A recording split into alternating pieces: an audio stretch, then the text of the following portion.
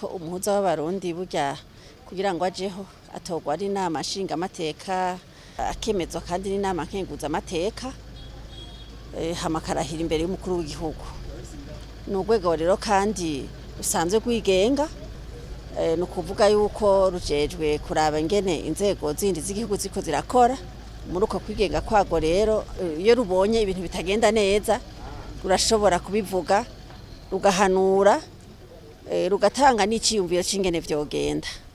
Kuvyerekera amatora navyo nyene turabijejwe kuko urwego rujejwe amatora nago nyene turategeza kuraba ingene ruko rurakora mu gutunganya amatora, tukaraba n'abene kuko bariko barigenza ku bijanye n'amatora, hanyuma bamwe n'abandi tugaheza tukabahanura, hama twabona n'ibitagenda neza natwe tuzokora raporo duheze tumenyeshe uko twabibonye.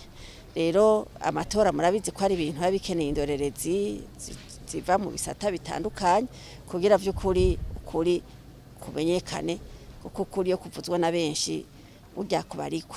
Haba ngaha canke n'ahandi twaciye, icambere nuko twabonye ko abarundi bazindutse cyane gutora, kuko mu masaha ya 5 abantu bari basa n'abariko baraheza.